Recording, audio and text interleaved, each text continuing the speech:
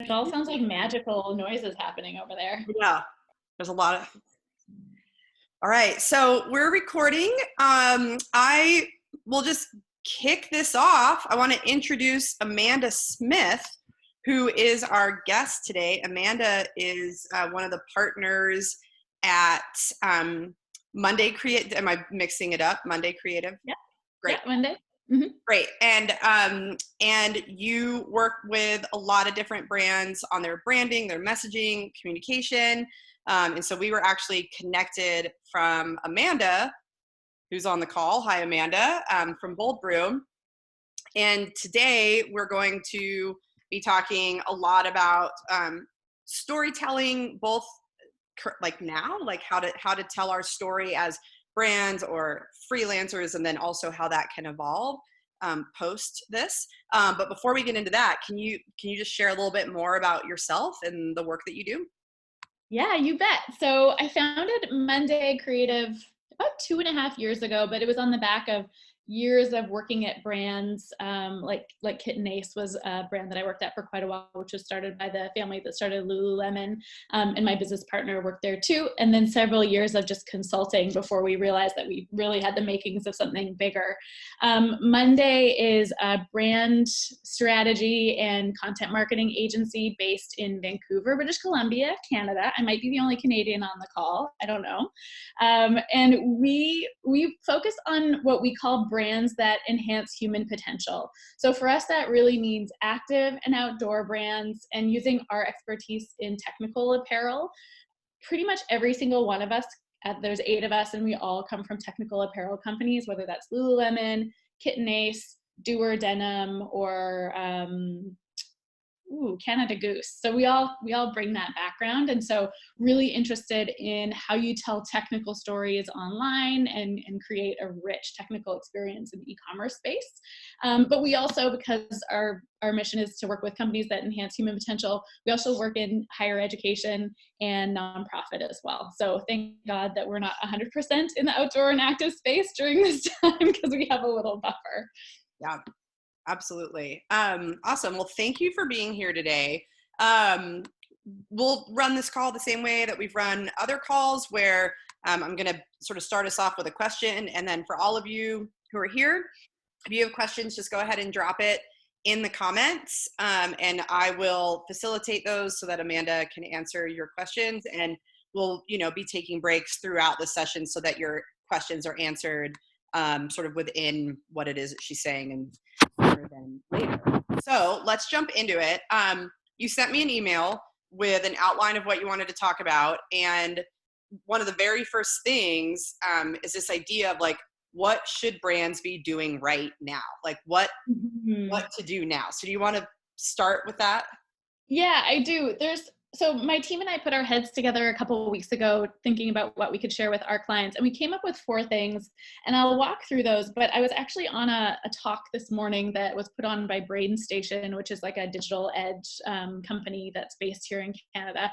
And there was someone from Shopify on there, and she was saying the one thing that brands need to do is to be remarkable. And that's obviously not like a quick turnaround thing that you can do, but it really resonated with me. And I was thinking about some of the companies that I've seen thrive in this atmosphere, and it's the ones that have a real story, that are more than a commodity. I'm thinking in particular of a bakery here in Vancouver who's actually a client of ours. They are doing more business than they've ever done. They just opened a brick and mortar space recently, and they thought that this was going to be the end of them. And they're thriving because they invested deeply into their own story and their brand even before everything started. So while we're seeing some of their competitors just die because nobody is invested, these women are selling $9 sourdough loaves and like selling out of their this milled flour, and it's really been a remarkable story. So this notion of being remarkable and not just being a commodity, and just really using this downtime to hone in on what your unique mission and values are that go beyond just your product. So that's just aside. But the first thing that we identified for our clients when we went into lockdown a month ago was just doing a quick content triage or an audit. So we went through any sort of pre-scheduled content or posts that we had ready to go out for our clients to make sure that they weren't referencing anything like travel or gathering or being on the go, anything that like wouldn't normally cause a flag, but that in this time just seems really irrelevant. So we looked at any content that we had coming out on social in the next month or two, but we also looked at any of our automations. So like our onboarding or welcome series emails, any of our abandoned cart emails or abandoned browse emails, any of those things that you might just set and forget. And we just did a quick review to make sure that there was nothing that would seem a little bit off.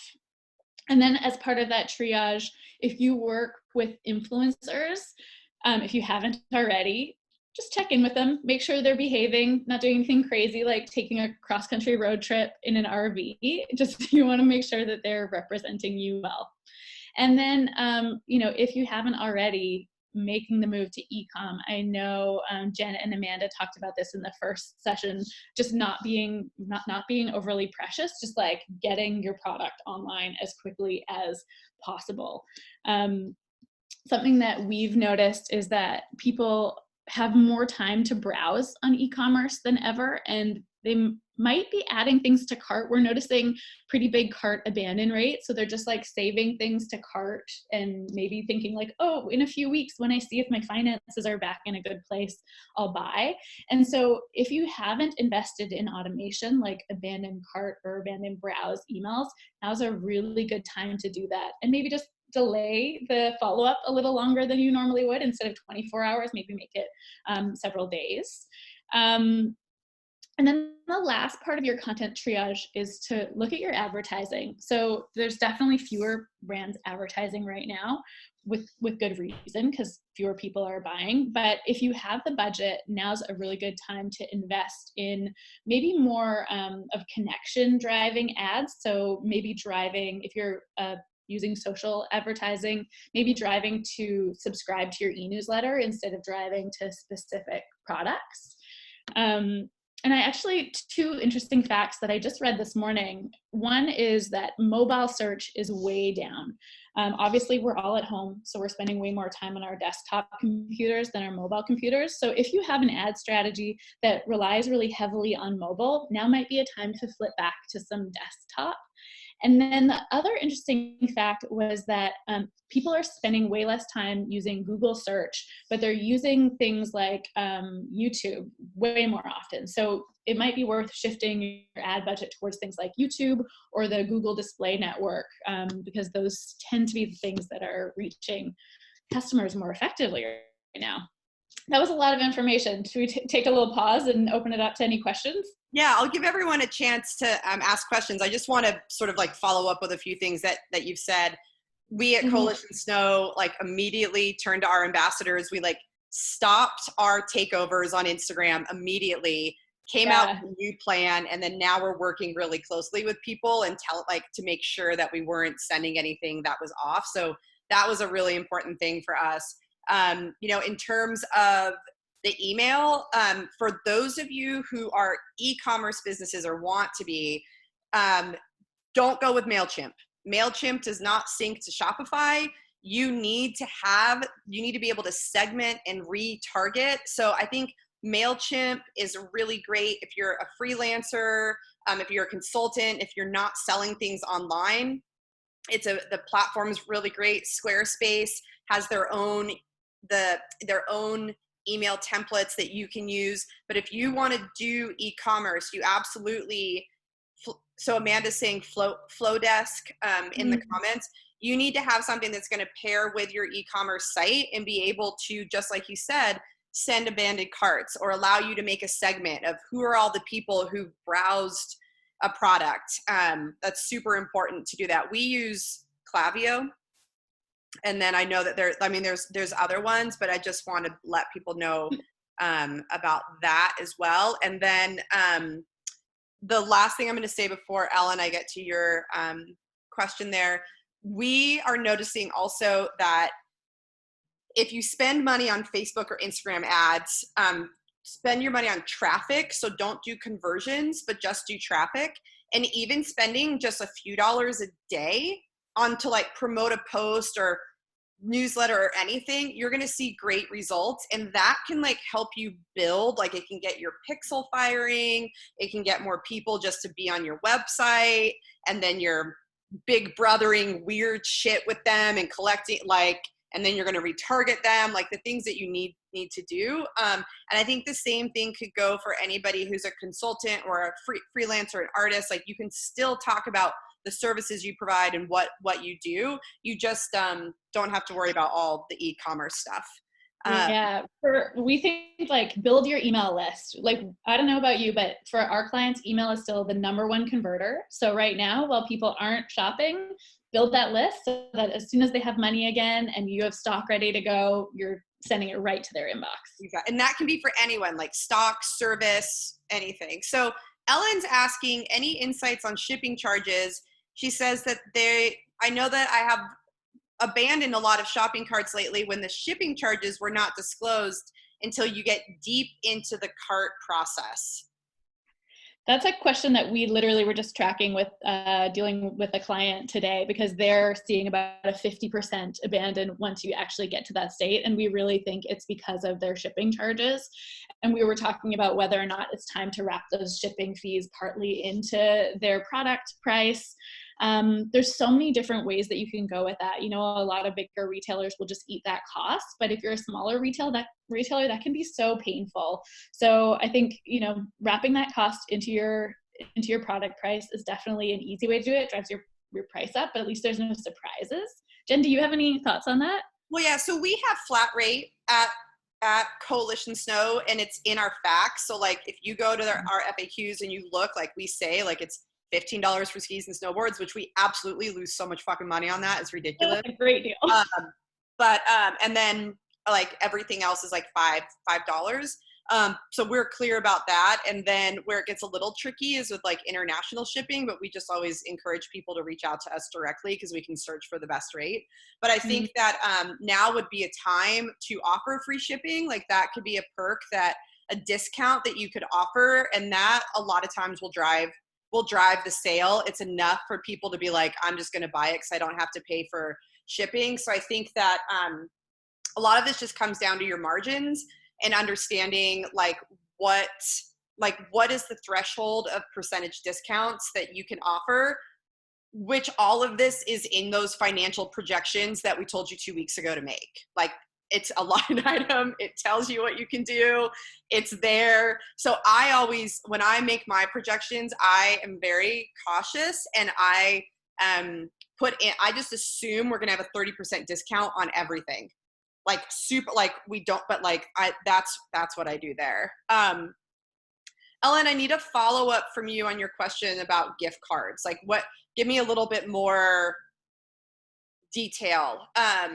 Emily with M&L Organics is saying lowered their flat rate and their minimum order, and they've seen an increase in purchases. And James, yes, math is our friend.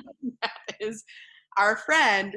So yeah, Ellen, we'll get back to your question on gift cards if you can. Well, I mean, I guess just general, Amanda, do you have thoughts on gift cards? We've talked about it a little bit here. I mean, I have opinions on it, but what are your thoughts on it?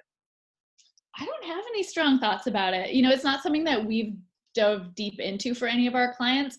We focus way more on the story side as opposed to the product strategy side. So I don't know if I'd be able to offer a lot of expertise. Yeah. And I'll just say like what I've said before, that like a gift card goes on your balance sheet as accounts payable.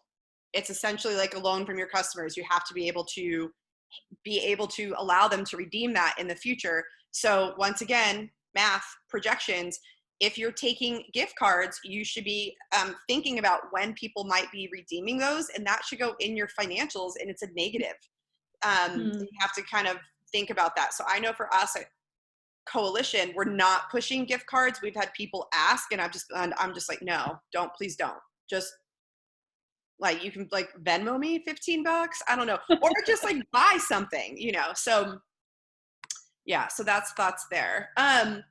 So so we talked about step one. Step one. Yeah. So step two. Step two is, I think, just acknowledging it recognizing that it's not business as usual and not trying to avoid the topic and not assuming that the campaign that you had planned is going to be effective now. And I don't think that you should be somber, and you definitely shouldn't try to be a pandemic thought leader. Recognize that you're just a brand and an organization, and stay true to your voice. If you have like a pithy, light, humorous voice, don't think you suddenly have to get heavy, but acknowledge and be real about what's happening with your business. I'm sure you all recall that first week when everyone went on lockdown, we were getting emails from every single business we've ever heard from. We maybe have never gotten an email from them before, but they sent us an email that week. And we have a client who we got an email from. We didn't even write it, but we absolutely loved it. We created their voice and a lot of their messaging. And to see how they integrated their voice into that email, it's a local gym called Tight Club. They're like just really kind of design conscious, but approachable and cool and inclusive.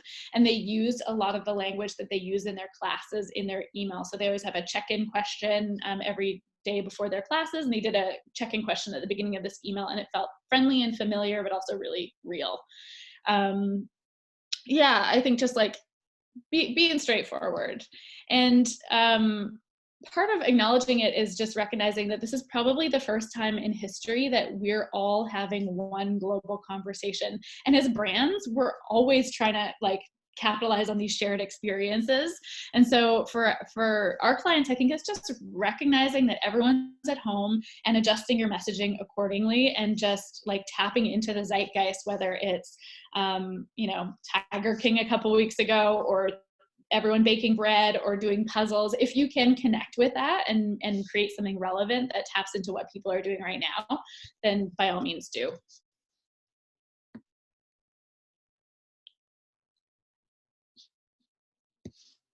I have to unmute myself. Sorry.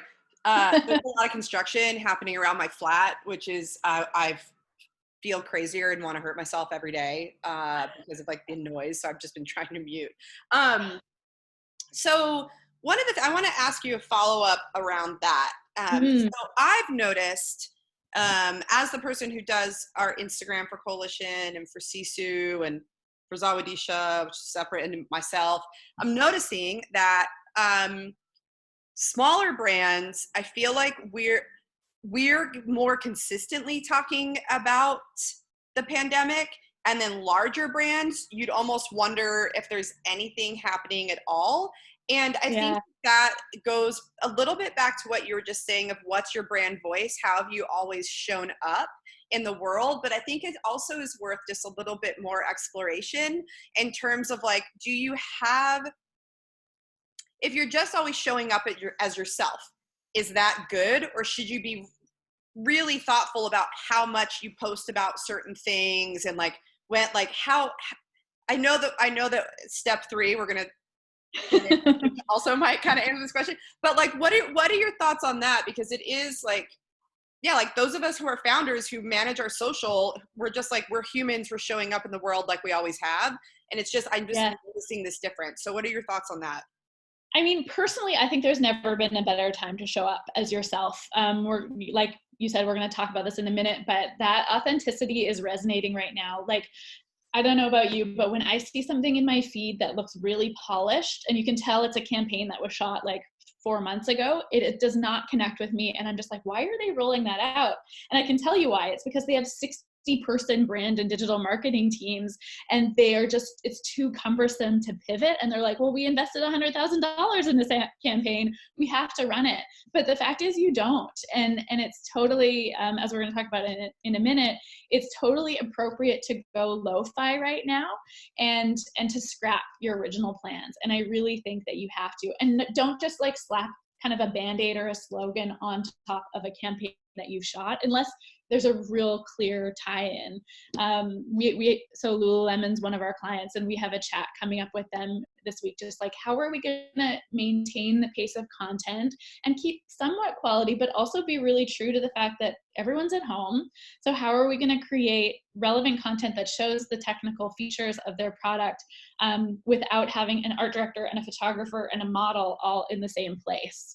And I think that if we were doing the same type of content we were always doing, it just wouldn't connect, personally. Yeah, and this is like, so Amanda and I spoke about this earlier. Raquel, who just asked a question, and I'll get to it. She and I spoke about this yesterday. Like being small and nimble, use that to your advantage. I imagine that the larger brands who have these like, 10, 20, 30 per person teams cannot figure themselves out right now. What we have is that we're small and we can make changes like this. That is such an asset. It is something that, as people who are small brands, freelancers, nonprofits, like, use that to your advantage and know that like it does not have to look good right now. It doesn't have to be, you don't have to strive for this. So we'll get into that perfection part in a minute, but let me get to these two questions. So Raquel wants to know, and this is an interesting question. It's starting to become very political about returning to normal sheltering in place. So things are starting to change a little bit, and it's so regional, right? It is. I'd like to know, how do you talk to your audience? Like, how do you kind of navigate that? Oh, that's a great question. I was talking to my best friend who lives in Perth, Australia the other day, and she's like, we're all going back to work and school tomorrow. And I made this joke to my team, like, maybe we should do our next campaign shoot in Perth. Like, we can actually get a team together for it. But then we were like, no, that wouldn't resonate.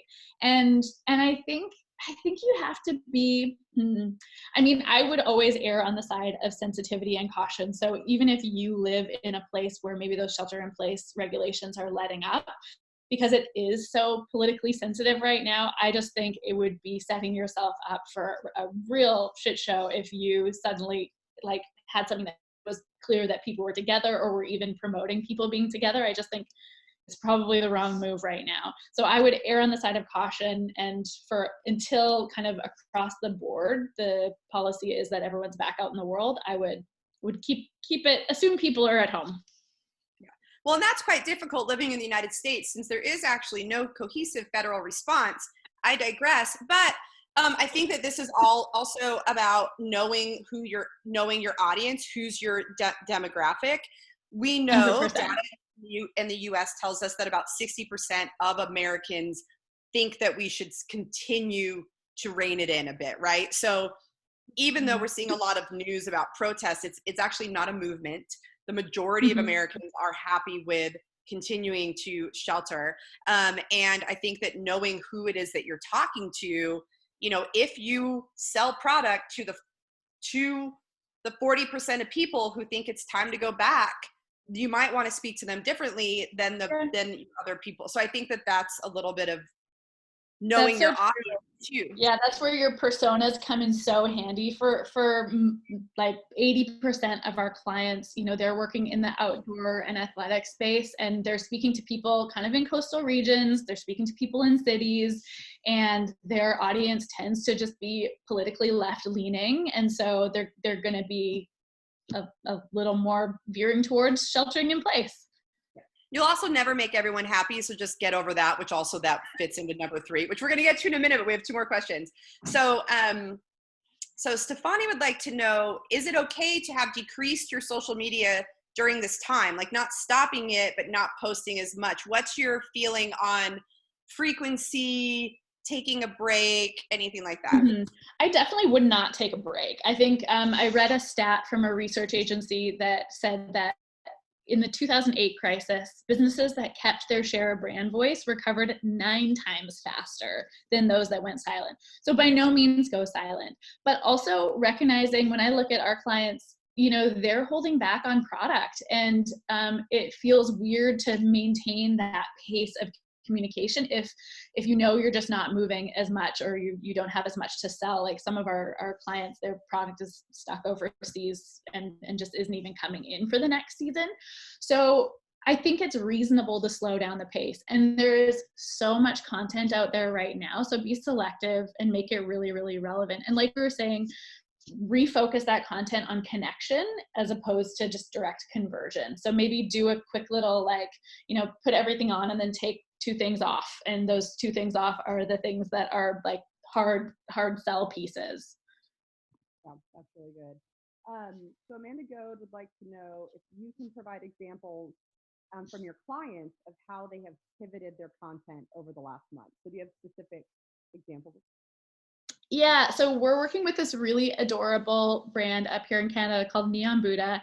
They are kind of targeting like an older middle-aged lady. And fortunately, they're deep in like the comfy space, like really oversized butt hiding and like loose capris.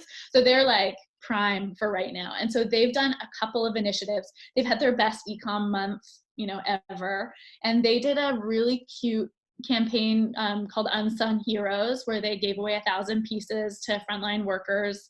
And the response to that was incredible. And the astonishing thing was, it wasn't even that email converted. It was the next email that we sent that was a more product specific one that like was double what our usual conversion rate was. So I don't know if there was a tie-in with that, but sentiment seemed to be good. People were primed to buy, and it was just really effective. And then they also are just launching a referral program. So that's another thing to think about. And then another client of ours, we're not working with them right now, so this wasn't an initiative that we did, but it's been super effective for them, and it was a great move. It's an equestrian brand, so it's called Asmar Equestrian. If you spend any time in Barnes, you'll probably be familiar. It's like high-end equestrian wear. And they saw that all of the trainers and people that run barns around the country had totally lost all their income, because it's really hard to do anything as a riding trainer if nobody can be out in public. And so they launched an affiliate program just for trainers and people who own barns. And they said their response has been just incredible. So thinking about how you can use affiliates and thinking about referrals. Awesome, thank you. All right, let's get into step 3. Yeah, so this is my favorite one, and it is just don't be precious.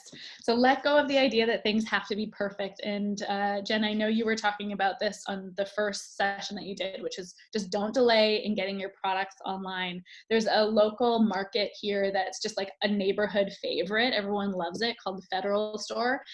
They literally just listed items and like no photos, anything. You just like click on the name of the listed item. And there's another restaurant here that just uploaded a Google Doc, and you just download it and fill out the form, and that's the whole order. You don't need photos to get online. Eventually you'd want to have photos, but I would say get your product online as quickly as possible and then worry about photos later. And fortunately, there's lots of photographers that can do e-commerce photography for you just from their homes with a light box. You just send them product, they'll take care of it. You don't need a big studio setup. It doesn't need to be fussy or complicated. So yeah, above all, don't stop producing content just because you can't produce it to the standard that maybe you have.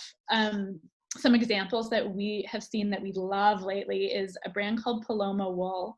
They canceled their summer lookbook and just sent pieces to various collaborators, just girls from Instagram who they love, and had them set up photo shoots in their homes. And that's their whole summer lookbook right there. So yeah, tapping into user-generated content, or UGC, like you never have before.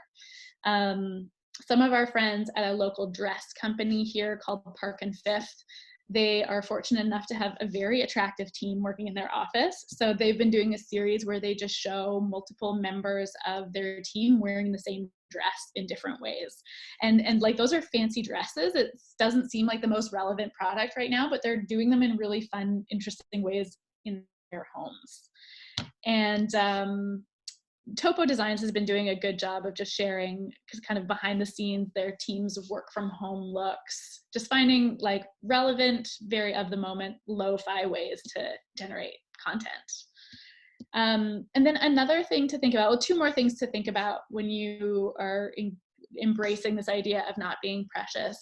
One is thinking about finding collaborators who can do it all. So my business partner, her husband's a photographer. They're both really into fly fishing, and he does photography for a ton of different brands in the fishing space.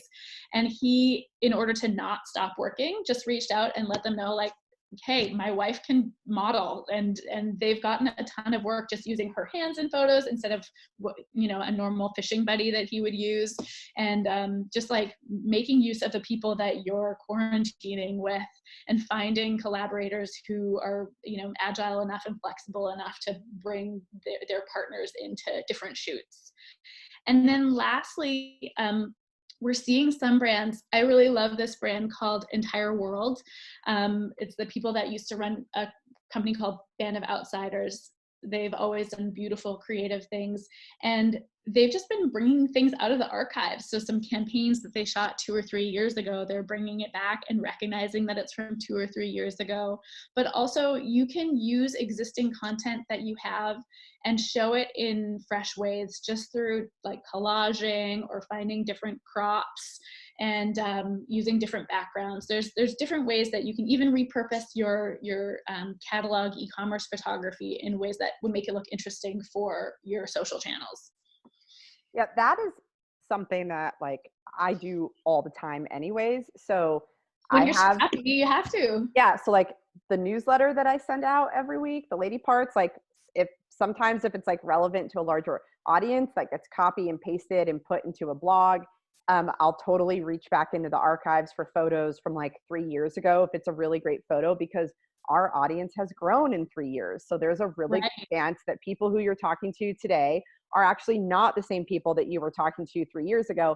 And if they are, they're going to let you off the hook this time, because they're going to be like, oh, they're just trying to fit, you know, like once again, don't be precious about it. But I think that this is like definitely a time to like look through any emails that you've sent, blogs that you've written, you know, that you have, like anything that's sort of like evergreen, or that you could just give a little refresh. And that just helps, like, once again, if we're talking about like moving over to e-commerce. And I think this is relevant for photographers, creatives, like this is all the same. The more that you can move copy over to your website, it's SEO. Like you're going to be improving your SEO. So it's helpful for you no matter what. And I hope that that's what people are kind of getting from this conversation, is that a lot of the things that you're going to do now to help manage the current situation will still help you in the months and years to come, because these are all the things that we should be doing anyways. So exactly. Yeah.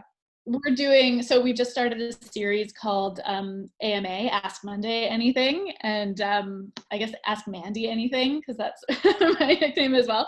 But we are planning our next one, and it's just like an e-com 101 basics. And we were talking about if you have a limited budget, where do you want to invest that budget first and foremost?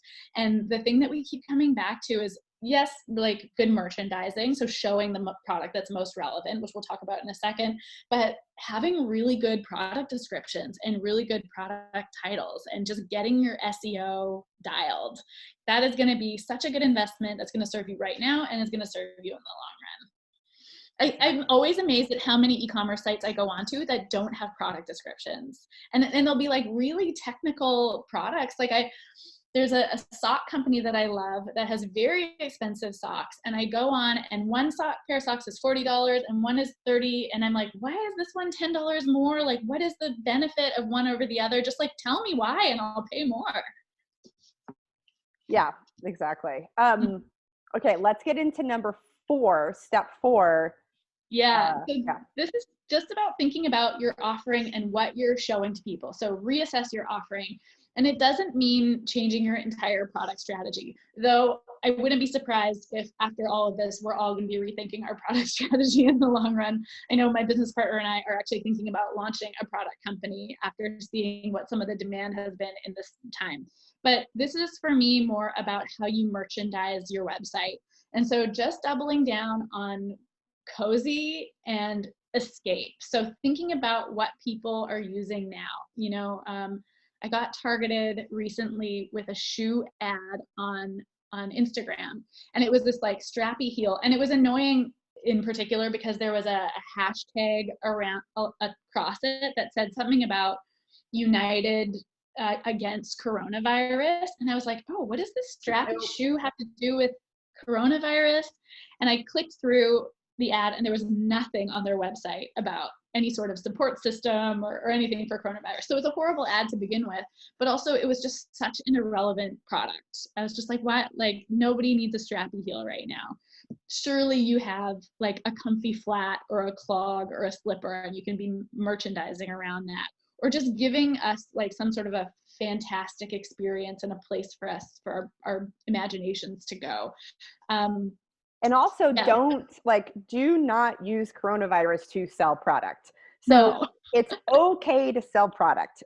It's okay to sell your services. It's okay to do that. Like, this is what we all do. We all have something that we sell or offer. There's That's some what we sort of want it exchange. from. That's fine. But you can't, like, don't use coronavirus to sell it. Just like, don't use, like, people are always hesitant of anything. Like, oh, it's, International Women's Day, take 20% off our entire site. Well, do you like employ women? Do women earn equal pay? Like you got to be really careful about what you say and better make sure that you can really fucking back it up, or else don't wade in those waters if you can't. Yeah. Yeah. Yeah. I got another one just yesterday that was like 10% off in support of frontline workers. And I was like, so is that, what part of that is going to frontline workers? Is it only for frontline work? No, they were just like latching onto a trend, but there was no substance behind it. Don't do that. Don't do that. Yeah, exactly. I was going to say one more thing about your offering, which is now might be a good time to just go into your archives and see what backstock you have that is particularly relevant right now. So maybe you have like a whole bunch of sweatshirts from 3 seasons ago that just never moved and you're still warehousing. Like, resurface those and maybe hide some of the things that are less relevant. So just thinking really strategically about how you're surfacing your inventory. Awesome. Yeah, that's a really good one. So we're going to get into sort of like the second part of this, which is how to focus your content. So if anybody, we have a question. I was just going to say, if anyone has a question. So Stefani's saying, you mentioned creating a place to take us in our imaginations. My business is related to rock climbing and no one is climbing and we're severely withdrawing from climbing. She says, I've been hesitant to talk too much about climbing. So how would you balance the imagination and the reality? That's a really good question. And that ties into something that I'm going to talk about next. But we just did, I don't run the social channels for Monday, my business partner does, but we just did a little post the other day about an imagination vacation where we just, like, we're all travelers and we just posted some of our favorite shots. And I think with rock climbing, there's so much beauty and there's so much beautiful photography. And my brother-in-law climbs and he climbs on his own. And there's still stuff that you can be doing and there's still inspiration to be had. And I don't think that you should stop sharing the beautiful photography that comes out of the climbing community. It's just too good to hold back. It's so inspiring. And we know we're not going to be here forever. Like, there's going to be a day when we're out there. I'm thinking about camping. I have a tent that's like in my cart and I'm just waiting to be like, is this going to go on sale at some point? I'm just waiting for this one tent to go on sale. I'll probably pay full price for it in about a month because I'm like really eager to get into the backcountry. So yeah, I wouldn't hold back personally. Well, I think a lot of it too, it's not just the photos, it's what you write as well, right? So you can have this like beautiful photo of people rock climbing. In your caption, you can talk about, remember that time when or remember, like, versus like, I went out today and did this, which that's totally not going to go over well. But you can reference things historically. And that's, I think, a very reasonable thing to do. And I would maybe use that language a little bit more than talking about like the future, because then I think people get a little anxious, like, we'll be doing this soon, will we?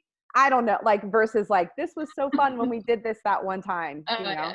That's great advice. Yeah, I love that. Cool. All right, well, let's jump into ways to focus our content.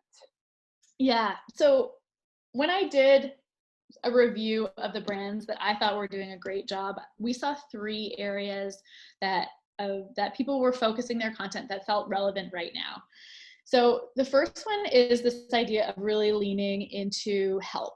And I'm sure every single one of you can think of brands off the top of your head who right away just jumped all over. So if it's Arc'teryx creating gowns for hospitals, or now like seems like every single company is making masks, but for a while it was kind of this like quick response thing. People were all of a sudden using their manufacturing facilities to make masks, or donating. This is just the best time ever to focus on fostering goodwill and to not fake it. So if you're going to talk about it, you really have to do it. Be sure that you have the margins to do it, but there's creative ways to help. Even some things, so there's a local brand called Reigning Champ. It's like a high-end sweatshirt brand, but they also happen to make robes. So they just donated robes to frontline workers. And I talked about that assistance program that Asmar Equestrian did for trainers and coaches. I mean, it's helping trainers and coaches make money, but it's also spreading the awareness of the brand. So everyone kind of wins. But really leaning into a way that you can help and a way that feels really true to your brand. Don't just start donating masks for no reason just because it seems like the thing to do, but look at what your capabilities are, what your story is, and then what's going to feel truly aligned with your story. So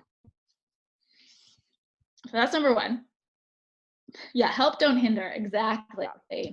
The next one is just leaning into connection. So I've talked about this, but showing the people behind the brand, being human, giving people places and ways to gather. It was so fun in the first couple of weeks of lockdown to see how brands all of a sudden just mobilized and started creating these Instagram live events. I know for the first couple of weeks, almost every day I was tuning in to Doer Denim. They were doing live fitness classes on Instagram with all of my favorite local Vancouver fitness instructors. A running brand that we love called District Vision was doing these live breath work and meditation sessions. And so just giving people reasons to come together. And another way that I've seen this done really, really well is by focusing on gifting. So maybe we're not spending that much money on ourselves right now because our finances are in peril. Maybe we've lost our jobs. But for those that still do have income, there's all these events that we're missing. So there's weddings that were supposed to happen. There's so many babies being born right now, it feels like. There's birthdays. And in the absence of being able to go for dinner with those friends and family and loved ones, or being able to have a baby shower, I know I am spending all the money that I normally spend on travel and eating out on gifts. So I'm sending bottles of wine to people. I'm purchasing books for my friends that have just had babies.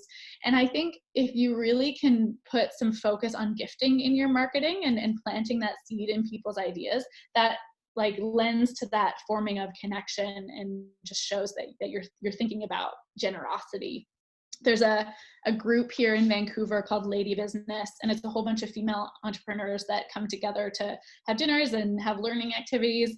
And just based on a Zoom call like this, we conceived of this idea to do these gift boxes where I think about 6 different brands that are represented in this group have come together, and it's like a $70 gift box that different people have been sending as like work from home kits to their teams to keep their teams encouraged, or to clients, just to support local brands that we love, but also to support our friends and loved ones. So yeah, like teaming up with other businesses would be really, really important. I think just showing behind the scenes. So we have a question from Emily. What are your thoughts on the fatigue that seems to be setting in to all the activity on Instagram Live? Yeah, I'm a bit over Instagram Live. I think you better make sure that it's really adding value. It was fun for the first 2 weeks, and I don't know about you, but now I open my Instagram and I'm like, I can't even tell what I'm clicking on because there's so many different Instagram Lives going on, and I'm sort of settling into a routine now as well. Like I'm like, I don't have the flexibility anymore to just like jump on at a moment's notice and get sucked in. So I think that's kind of taking the back seat. And I've seen a lot of the brands that maybe were doing Instagram live in the first 2 weeks, now switching to more pre-planned Zoom sessions where there's a little more commitment and a little more engagement. And I mean, both have their place. And I'm actually going to tune into an Instagram live workout this afternoon, I think, but I knew about it in advance. I put it in my calendar. It was promoted 3 days ago. It's not just the like, drop everything. I'm sitting on my sofa and I'm going to dive in. I think there's only so much capacity we have for that anymore. I mean, everything's about value, right? So like, what is the value that you're adding? For example, when D-Nice plays a DJ set every night at 8:00, that adds a lot of value to my life, because you better believe I'm pulling all the shades and I'm having a dance party in my flat. Thank you, D-Nice. That's just a hot tip for all of you. And he does not save those, so you got to watch it live. One thing that we're doing at Coalition, like so in addition to this Inside Voices Zoom call that we have an Inside Voices happy hour Thursdays at 5:00. And the last few weeks we've had people come on and we've like talked about things. Now we're moving into doing. So for example, tomorrow we're going to learn how to cut our own bangs. I love that. So it like has nothing to do with skiing. It has, but like we, you know, like it's on brand for us. It's with my, you know, another woman-owned business in Reno where I get my hair cut. So like there's that connection, and I'm gonna like actually take scissors to my hair tomorrow on Instagram. Like, so like that's the kind of stuff we're thinking about, is like, you know, and to your point that you mentioned earlier, like not everything has to be like heavy and serious. Like cutting your bangs, I mean, well, there is the big existential question of, should we even have bangs, and should you maybe just get therapy instead of cutting bangs? That's a whole different topic, but like just trying to be sort of fun, you know, I think is something that you can do on Instagram, is just be kind of quirky, be fun. To your point, don't try to have it be like perfect and polished. And I think it's all about the value that you're adding. And also maybe I think the nice thing that you flagged about the DJ sets with D-Nice is there's consistency. So there's an actor here that has been every single night reading one chapter of Harry Potter. 6 p.m. every single night he's doing it, and his following has grown like crazy. And I just thought if a brand sponsored that, it would be incredible, because there's thousands of people tuning in, and like brands need to get behind that. I want to see a brand doing like a consistent music session where you have like a singer-songwriter that they're sponsoring to do a set, you know, every Wednesday night or whatever. That would add value if there's predictability. But if it's just like, I'm popping on here to talk to you, I just don't think it's adding a lot of value. Yeah. And then the other thing that you can do too is that I think that this is where you can think about doing maybe less lives and more stories. So I know for me personally, and this might be relevant to anybody who's not selling a product, but on my personal Instagram, I do a lot, like I'm not doing lives, but I'm doing a series of stories. Those have been going over really well, you know? And so I think that, you know, you might have like, you're only maybe talking for like 3 or 4 minutes, but doing that instead of a live, like it gives, like you just, this is what I want to tell you, and I'm going to do it in 3 to 4 minutes, and you can like bounce out or skip forward. And I think that that's a really good thing to do. Mm-hmm. And once again, nonprofits, freelancers, e-commerce, like anybody can do that. Totally. Yeah. So we talk about the last thing that we think you should lean into. We touched on it, and you brought it up again with that DJ set. The last thing that we're seeing go over really well is that idea of leaning into escape. So just recognizing that everything we were looking forward to, music festivals, art shows, I'm a runner, pretty much all of my races this summer got canceled. There's one that's still a holdout in June. We're waiting to see if it goes ahead. It's all canceled. And so we need events to look forward to, and we need somewhere for our imagination to go. And if you spend any time on Instagram, you've seen this wonderful series that the Getty Museum and the Rijksmuseum have been doing between art and quarantine, where people are replicating great works of art just with a few items in their home. And it's so good, and it's tapping into human imagination, and it's like, as just a viewer, it's filling me with joy and inspiration. I really, really love it. And I referenced Paloma Wool earlier, but they did a house party where they just had like 100 people all twerking together on Zoom to a DJ. And that creates that brand affinity that a live event would have. Like you remember that moment when you're all having fun together and you feel attached to the brand because of it. And it doesn't have to be complicated, and you can tap into people that are already doing interesting things. Like I said, my friend who's reading Harry Potter, or there's a company in Portland called Dance Church. It's amazing. They have a huge following. They've been doing these by donation live dance church setups on a regular basis. And I just think it would be amazing if a brand partnered with them and sponsored it and brought it to a bigger audience, but also created that affinity with their brand through it. So just giving people something to look forward to and a way to escape every day, kind of the mundaneness of quarantine.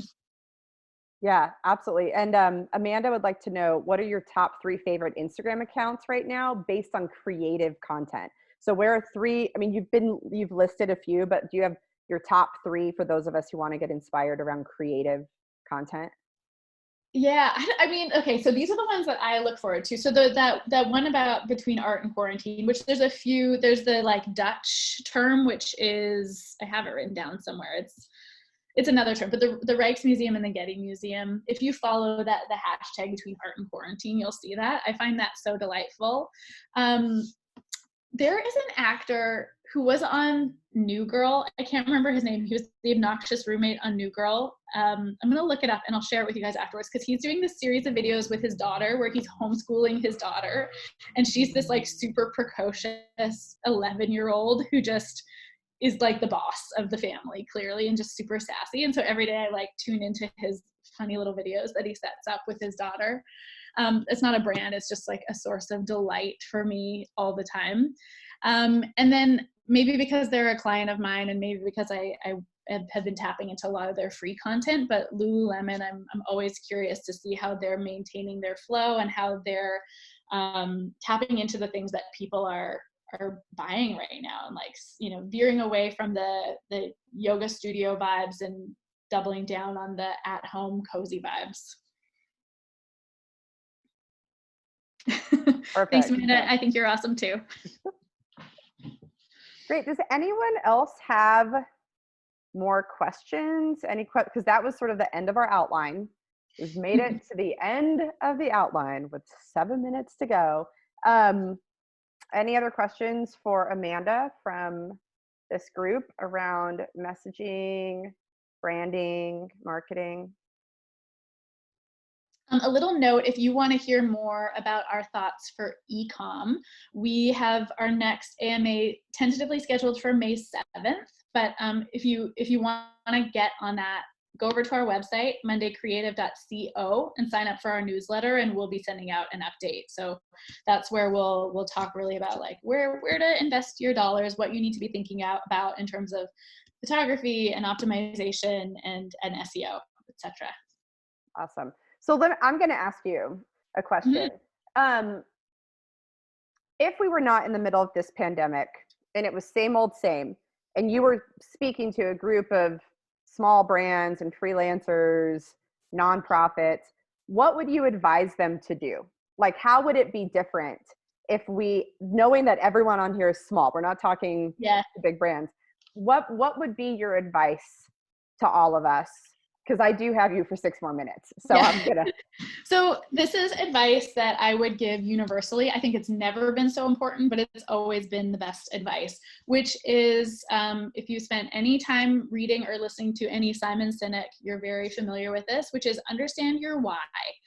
Your brand is so much more than a product. And as a content marketer and a brand person, you know, when we're creating content for people, there's only so much you can talk about a product, and you're going to limit yourself if you define yourself wholly by your product. Because you can't, if you define yourself as just like, you know, we sell skis, that's not going to enable you to pivot. But if you have a real meaningful purpose, that's going to allow you to create things like Inside Voices, and it's not going to feel irrelevant. It's going to feel like the most natural thing in the world. And so I would say now is the time to like deeply invest in figuring out what your story is.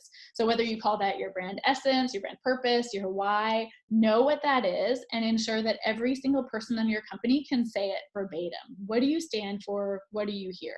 For Monday, it's that we believe that that being in the outdoors and being healthy brings out the best version of everyone. And so that's why we're so focused on outdoor and active wear brands, because we want to make sure that everyone is getting the benefits of being outside and being active. And that's so not what you'd expect from a marketing agency. We're not just trying to help businesses grow. Yeah, we're trying to help them do that, but we're trying to help specific businesses grow that are working towards this shared mission with us.